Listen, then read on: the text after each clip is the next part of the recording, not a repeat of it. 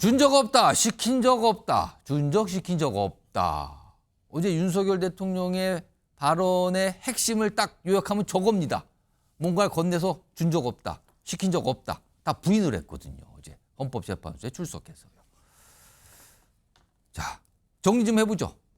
지금 어느 정도 쟁점이 가다듬어진 것 같습니다. 크게 보면 세 가지죠. 이거에 대해서 아마 헌법재판소가 판단을 할 거예요, 이제 앞으로.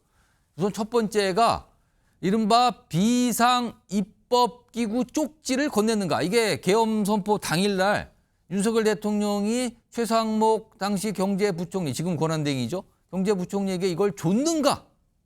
이거에 대해서 지금 진술도 갈라지고 있죠. 그리고 계엄군이 국회에 들어가는 모습들이 다 나왔었잖아요. 공개됐는데. 이거에 대해서 국회 진입을 윤석열 대통령이 직접 지시했는가 아닌가. 이게 지금 갈리고 있어요. 진술들이. 그리고 이 문제가 됐던 특히 이 포고령 쪽에 국회 활동, 정치 활동 금지 내용이 들어갔잖아요. 이 포고령 내용이 실수로 그냥 제대로 검토가 안 돼서 들어간 건지 의도적으로 이걸 집어넣은 건지 이것도 굉장히 중요한 쟁점으로 떠오는 겁니다. 헌법재판소가 이걸 판단을 할 거예요, 지금요. 자, 우선 첫 번째 쟁점. 비상입법기구 쪽지를 건네는가 여부.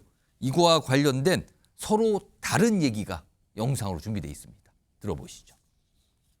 저는 이걸 준 적도 없고 그리고 나중에 이런 계엄을 해제한 후에 한참 있다가 언론에 뭐 이런 메모가 나왔다는 것을 기사에서 봤습니다. 근데 그 기사 내용도 조금 부정확하고 그러면은 이거를 만들 수 있는 사람은 국방장관밖에 없는데 국방장관이 그때 이제 부속이 돼 있어서 구체적으로 확인을 못했습니다.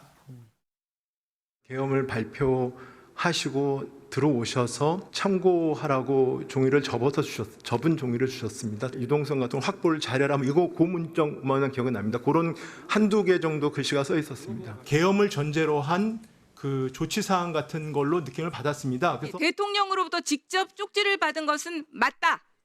맞습니다. 제가 본회의에서 그렇게 답변했습니다. 비밀스럽게 불러서가 아니라 4명이 앉아 있는 자리에서 준 거 맞죠? 그 사실입니다. 그러니까요. 비상입법기구를 만들고 그와 관련된 예산을 확보하라. 이런 내용이 담겨 있다는 거죠. 그 쪽지에. 근데 이거에 대해서 윤석열 대통령은 아니다. 준 적 없다. 근데 이제 받았다고 알려진 최상목 권한대행은 받았다고 또 그랬단 말이에요. 이게 지금 하나 맞서고 있는 거죠. 윤석열 대통령 부인하고 있고요. 그리고 아까 두 번째 내용, 국회 진입을 직접 지시했는가 여부. 이거 역시 지금 다른 얘기들이 나오고 있는 거예요. 들어보겠습니다. 모인 국회의원들을 끌어내라고 지시한 적이 있으십니까? 없습니다. 네. 군인들이 본청사에 진입을 했는데 직원들이 좀 저항을 하니까 스스로 이렇게 나오지 않습니까? 얼마든지 더 들어갈 수 있는데도 대한민국에서 국회와 언론은 대통령보다 훨씬 강한 초갑입니다. 만약에 제가 무리를 해서 계엄 해제 요구 의결을 못하게 한다 해서 국회가 아니라 다른 장소에서도 할 수 있고. 대통령께서 비화폰으로 제게 직접 전화를 하셨습니다. 의결 정족수가 아직 다 안 채워진 것 같다. 빨리 문을 부수고 들어가서 안에 있는 인원들을 끄집어내라. 전화를 받으니까 강한 어투라서 말씀드리기가 좀 어렵습니다만 하여튼 이번에 다 잡아들여서 싹 다 정리해라라고 말씀하셨습니다. 몇 명 정도 체포하라 했죠? 예, 14명 정도를 기억합니다. 여인영 간첩사령관으로부터 체포 대상자 명단을 받아보는 순간에 아 이게 뭐가 잘못됐구나라고. 자, 두 가지 쟁점이 된 내용. 헌법재판소가 향후 이제 판단을 해야 될 내용. 이걸 좀 영상까지 전해드렸는데 강성필 부위원장, 이거 네. 어떻게 봐야 되는 겁니까? 저는 우리 MBN이 잘 이 쟁점을 잘 정리를 하셨는데 네. 이 쟁점 사항을 딱 보니까 아 헌법재판소에서는 이미 결론이 났구나. 윤석열 대통령은 탄핵 심사에서 탄핵이 인용되겠구나라는 강한 확신이 들었습니다. 저는. 아, 지금 이 상황을 보시고요, 지금요? 왜냐하면 이 세 가지가 너무나도 증거가 명확한 겁니다. 상황 자체가. 그렇기 때문에 너무나도 결론이 또 빨리 나겠구나라는 생각이 들더라고요. 자, 근데 그중에 제일 중요한 게 비상 입법 기구와 관련된 설치를 하려고 해놓은 쪽지 이거 있지 않습니까? 예. 이거는 왜 중요하냐? 합법적인 계엄 상황이었다고 하더라도 입법부를 해산시켰다는 것은 불법입니다. 그러니까 다른 건 말할 필요도 없고 이것은 입법부는 어떠한 상황에서도 해산을 시킬 수가 없다는 거죠. 예. 그렇기 때문에 이게 중요한 것이고 윤석열 대통령이 여기서도 상당히 조금 오류를 범한 게 본인이 그 쪽지를 본인이 썼는지 김용현 전 장관이 썼는지 기억이 안 난다고 하셨어요. 그렇습니다. 그런데 본인이 쪽지를 안 줬다는 건 확신을 하는 거예요. 아니 어떻게 누가 썼는지 기억도 안 나는데 줬는지 안 줬는지는 확신할 수가 있습니까? 시간상 가까운 일인데. 그렇기 때문에 이래서 거짓은 드러날 수밖에 없는 것이구나라고 생각을 하고 또 계엄군이 국회 진입을 했던 거와 관련해 가지고 일전에 1차 변론기일에서도 정영식 재판관이 윤석열 대통령 측 변호인에게 물어봅니다. 아니 비상계엄을 선포한 이유가 야당의 망국적인 행태를 알리기 위함이다. 그런데 그게 국회에 군병력을 진입시킨 거하고는 무슨 상관관계가 있습니까? 라고 물어봅니다. 그러니까 변호인들이 답변을 못해요. 왜? 이거 온 국민이 봤잖아요. 예. 질서유지라고 했는데 질서유지하는데 뭐 야구방망이 들고 총 들고 도끼 들고 들어가겠습니까? 말이 안 맞잖아요. 창문 깨고 들어갑니까? 말이 안 맞잖아요. 그리고 또 포고령의 내용도 이게 이제 중요한 거죠. 이거 김용현 전 장관이 과거 예문을 잘못 뺏겼다라고 했잖아요. 예. 여기서부터 저는 김용현 장관의 재수의 딜레마도 시작된다고 봤습니다. 왜? 아니 본인에게 책임을 떠넘기는 것도 모자라가지고 그래도 육사에서 수사까지 했던 김용현 장관을 바보로 만든 거예요. 과거 예문에 전공의 처단 없잖아요. 지방의회 그런 거 없잖아요. 지방자치가 95년도에 시작됐는데. 그렇기 때문에 저는 이 명백한 세 가지에 대해서 헌법재판소가 빨리빨리 이 증거를 확인해가지고 이 재판을 끝내려고 하는 것 같구나 그런 생각을 받았습니다. 김천호 교수님, 특히 이제 비상 입법기구 쪽지 이거 관련해서 뭐 윤석열 대통령 측에서 그동안 나온 설명을 보면 비상 입법기구가 무슨 국회를 대체하려는 거 이런 것도 그런 의도도 아니다. 그리고 뭐가 실행이 된 것도 없다. 또 이렇게 또 얘기한단 말이에요. 그렇습니다. 그러니까 저는 지금 어제 헌재 나와서 윤석열 대통령이 어쨌든 본인이 이 비상계엄에 대한 모든 상황을 제일 잘 알거든요. 그렇기 때문에 그냥 변호인에게 맡기지 않고 직접 아마 변론에 나선 부분은 본인이 아마 적극적으로 소명하겠다는 것 같은데 예. 저는 우리 뭐 야당이라든가 우리 쪽에서 나오는 것처럼 일방적인 거짓말로 매도해서는 안 된다. 왜냐하면 그동안 보면 윤석열 대통령이 어제 나와서 총괄적인 해명을 하기 전에 보면 우리 그 비상계엄 선포 당시에 그때 심의할 당시에 참석했던 국무위원들의 일방적인 진술들만 있었거든요. 거기다가 국회에 진입했던 우리 뭐 특수전 사령관이나 수방 사령관 이런 분들의 일방적인 진술만 있었는데 이제는 윤석열 대통령이 그 부분에 대해서는 아니다라고 얘기하고 있기 때문에 구체적인 물증이 나오지 않는 이상 앞으로는 그런 부분에 있어서는 누가 참인지 누가 거짓말인지는 이제 하나하나 따져봐야 되는 거거든요. 이제 사실이 혼재가 된 겁니다. 그렇기 때문에 아마 내일 아마 김용현 전 장관이 아마 헌법재판소에 증인으로 출석한다고 그럼 했죠. 이제 서로 대질 신문을 통해서 확인할 수도 있는 부분이고 비상 입법 기구에 대한 쪽지 부분도 결국 최상목 대행이 헌재에서 증인으로 채택하면 할 수 있는 부분이 있는 거거든요. 따질 수 있는 부분인데 저는 단지 이제 이 부분에서 좀 중요한 부분은 그동안 뭐 특수전 사령관이나 수방 사령관들이 우리 검찰 조사를 받기 전에 민주당 김병주 의원의 유튜브에 나섰어요. 그래서 계엄 선포에 대한 여러 가지 이야기를 하면서 막 울고 불고 이랬었거든요. 그때 보면 저는 그때도 진술이 어떻게 보면 검찰 조사 이전에 이루어졌는 부분이 있기 때문에 여러 가지 증언에 이런 부분들이 오염됐을 가능성도 있다. 그렇기 때문에 지금부터 아마 이때까지 어떤 일방적인 진술에만 어떤 여론이 이끌려왔다면 앞으로 지금 윤석열 대통령이 그 부분에 대해서는 부인을 했고 부정을 했기 때문에 어느 것이 참인지 거짓인지는 구체적 물증을 가지고 하나하나 이제는 따져가 볼 필요가 있다. 이런 생각이 듭니다. 아마 관련 인물들이 증인으로 출석할 가능성도 있어요. 지금 헌재 재판에요. 이런 가운데 아까 세 가지 쟁점이었죠. 비상 입법기구 쪽지 관련된 거 그리고 국회 진입 지시했는가 여부 그리고 하나가 포고령 얘기였는데 이게 실수로 작성된 것이냐 뭔가 들어간 게 국회 그러니까 이 정치활동 금지 국회 관련된 내용이 아니면 어떤 의도를 가진 거냐 뭐 이런 걸 또 따져본다는 거잖아요. 이 포고령과 관련된 얘기들이 좀 있습니다. 들어보시죠. 제1호는 국방부 장관 김용현이 국회 해산권이 존재했던 예전의 군사정권 시절 계엄 예문을 그대로 필사하여 작성한 것을 피치현 부인이 몇 자 수정한 것이었습니다. 김용현 장관께서 이제 직접 초안을 작성하셨고 전체적인 검토는 당연히 대통령이 했습니다. 포고령은 계엄의 형식을 갖추기 위한 것이고 그 집행의 의사가 없었고 상위법과 저촉 소지가 있어서 집행할 수도 없는 것이었습니다. 국회 권능을 매개로 해서 국정을 마비시키고 있는 이 상황, 그래서 정치활동의 금지에 대한 내용을 담고 있었기 때문에 그 점에 대해서 어떤 착오도 없었던 것 같습니다. 아니, 이거 역시 좀 약간 갈리는 상황이 돼버렸는데 네. 포고령에 들어간 이 정치활동 금지 이게 국회와 관련된 거잖아요. 네. 그러니까 윤석열 대통령이 그 포고령에 대해서 부주의로 그런 내용이 들어간 걸 간과했다. 그러니까 네. 실수라 이런 취지의 설명과 아니다. 이거는 분명히 검토되고 다 된 거다. 예. 그럼 의도라는 거잖아요. 그렇죠. 이거 어떤 것이냐에 따라서 탄핵 심판에 큰 영향을 주는 게 나온 걸까요, 지금?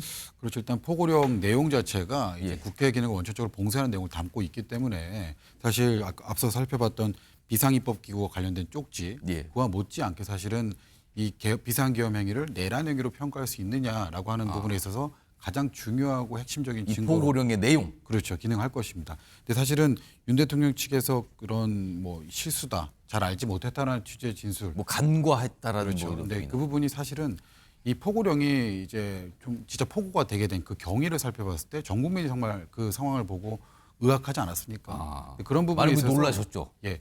사실 그 정도로 이게 어떤 뭐 그냥 내부 문건에 불과하고 그런 정도라면은 정말로 못 봤을 수 있다라는 변소가 일응은 먹힐 수 있습니다. 근데 그런 부분이 아니라 사실은 계엄 이후에 계엄 직후에 계엄의 어떤 뭐 형식적인 요건이라고 말할 수도 있지만 계엄의 필수 불가결하게 당연하게 수반될 수 있는 포고령 그 부분을 사실은 그 뭐 잘 몰랐다라고 하는 변소 자체는 사실상은 그 주장 자체만 보기에는 조금은 조악하다라고 말씀드릴 수 있고요.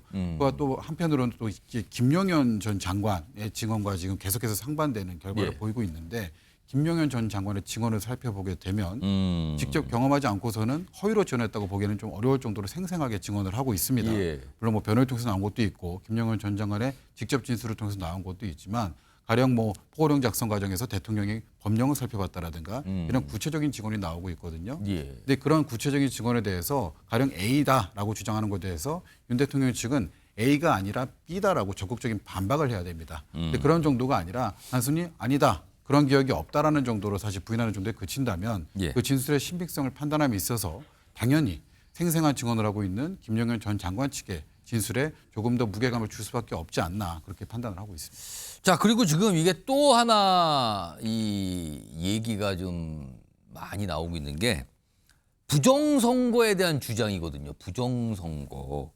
근데 윤석열 대통령 어제 헌법재판소에서는 뭐 음모론이 아니고 뭐 팩트 확인 차원이다 이런 취지 설명했는데 앞서서 대국민 담화 여러 차례 하고 입장도 여러 차례 냈는데 그거와는 어제 발언이 좀 내용이 살짝 다릅니다.